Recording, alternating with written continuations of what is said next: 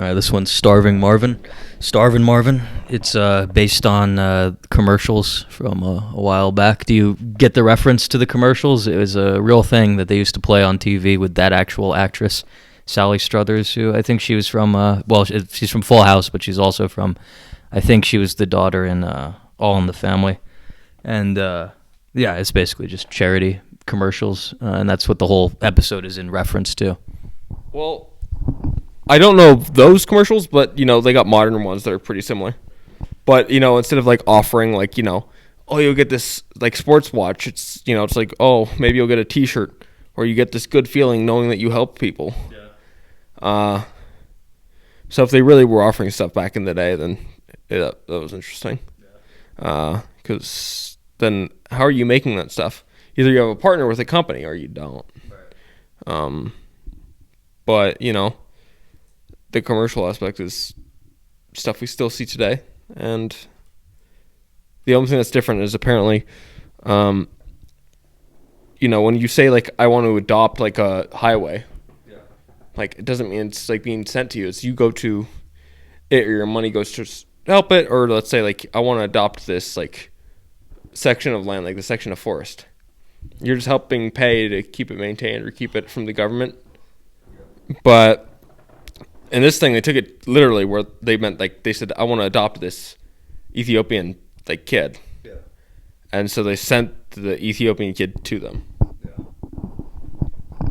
Do you know they actually made a video game based off the B plot to this episode with the turkeys? They actually made it was the first South Park video game adaptation, and it came out in, 98. And it was for N64 and PlayStation 1. They made a whole video game just based off the stupid turkey plot. Did you get the reference to the movie Braveheart with when Chef had the black and white face paint? That's from the movie Braveheart. It's about the Scottish uprising, yeah. I think. Yeah. I've seen clips from that, so okay. I understood it. That's why when Chef came out with that, I remember when watching it, I said he was a wannabe white man. Okay. Because of it. He's doing whiteface? Basically, yeah. Yeah. But apparently in today's society, that's okay. Yeah. I just can't do blackface. Apparently that's not okay. Would you have any reason to? No, but I just think it's kind of hypocritical. Okay. It's okay, if I can't do you, then why can you do me? I guess. Yeah. It just doesn't make sense.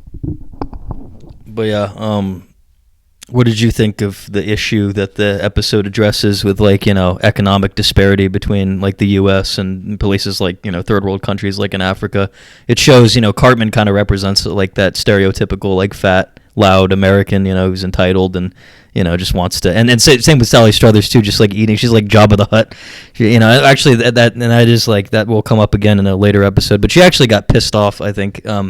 I think she was threatening to sue them when the episode first came out because of how they depicted her, Matt Stone and Trey Parker, the creators. But what did you think of that whole thing, the economic disparity between countries and charities and stuff like that? Some people think they're a scam, and then also just the whole thing of incentivizing charity, making it so that people will only donate if they get something in return, like the watch.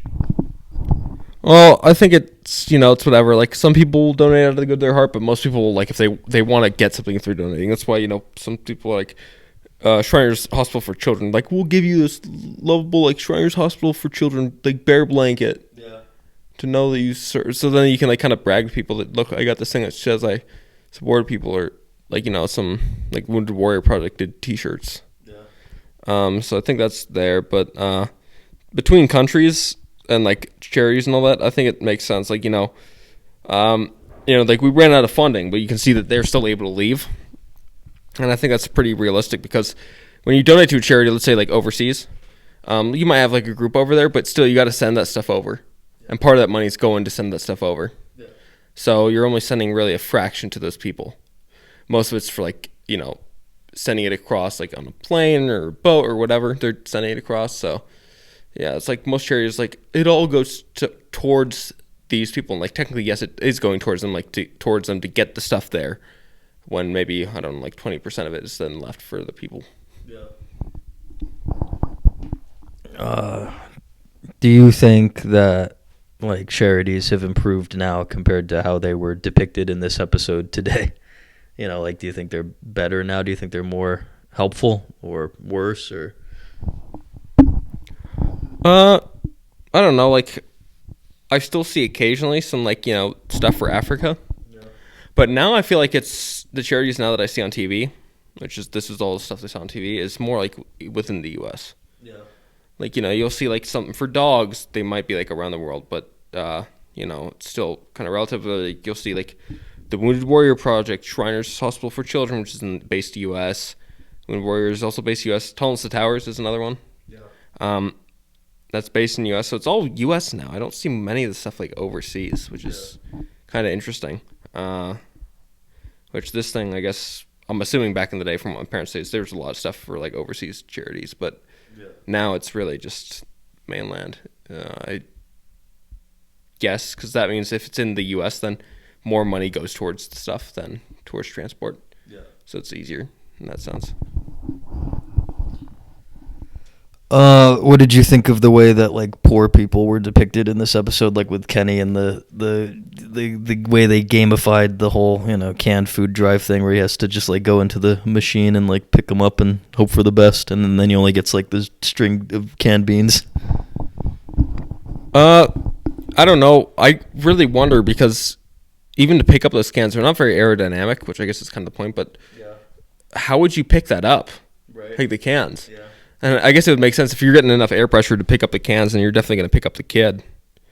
But at that point, I would think the cans would be going at such a speed that they might hit you in the head or like bludgeon you to death. Yeah. So I was surprised to not see Kenny die in the like can whirling thing. Right. Yeah. But the way they depict poor people, it's like I guess it kind of makes sense, but the fact that they can barely put like food on the table. It's kind of interesting. Like when they're poor, they mean like they might struggle, but they might be able to afford some, but not enough. Yeah. I do find it funny how all that was given for them was creamed corn and like green beans. Yeah. Like the cheapest stuff you can find at the like supermarket, because it's exactly how people do it. They don't go out and get like these like super like $3 cans of soup. They go out and get the cheapest like vegetables when they do canned food drives. Yeah. Just kind of funny. That's how it is. Every single time there's a food drive, it's always the cheapest stuff in there. Yeah. Sometimes like beets as well, but nothing like giant. Maybe at most like tomato soup. Yeah. But nothing super expensive. Yeah. What do you think of the mayor? I think she's like the worst character. I'm kind of glad that she doesn't like come back, in like the later season. She's kind of like lost to time, but I think she's probably like one of the most dated characters in the whole show. I really think she's like super cringy. Same thing with like the ripoff like Jurassic Park guy and like the monkey version of him, like the clone. Those are like super like old fashioned characters. I don't know, like I guess the mayor is kind of like the mayor's barely used. Yeah. And same with the Jurassic Park guy. He was used for that one gag, and I guess this. So I don't know. I think it's okay that we lose him. The mayor's not very much used at all. He got more action with the other people. And then for the South Park's like version of like Jurassic Park, that guy is playing with genetics. Just I don't see how you can get too much out of that. Like you did the multiple asses thing. And then, like, the 5 or 4-assed monkey and all that. But then, like, just cloning turkeys. Like, I don't see what else you could get from that. Maybe you could try and do a Jurassic Park ripoff, but I don't know if you really want to go that and be that blunt with it. Yeah. But I understand them getting rid of it. Yeah. There's not much you can do, and the mayor's a mayor. Their job is pretty boring when you look at it. Like, even, like, with governors, their jobs are pretty boring. Same thing with presidents. Their jobs are pretty boring. It's just, they're important, but they're boring. Yeah. There's not much excitement to it. Overall rating, I think I'd give this a 5.5. Yeah, it was interesting, but I did find it kind of funny how for the Ethiopian people, they just start, like, they communicate in, like, clicking. Oh, yeah. And stuff. And, like, cheek popping, so it's kind of funny. Yeah. So for that, I'll give it, like, a 7. Okay, just for that? Yeah. Okay. Fair enough.